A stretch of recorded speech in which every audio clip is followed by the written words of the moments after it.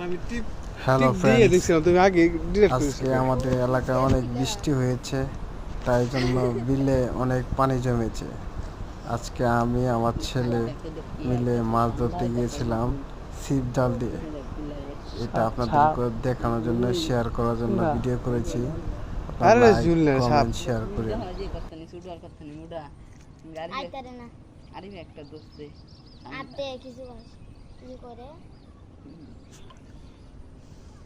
পানি হলো যাইতেছে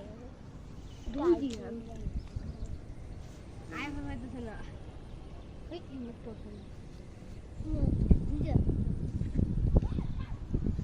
বুঝা না বাবা এখানে যাইছে এনো আলে কি এই যে রাখিবে কি যাইছে সব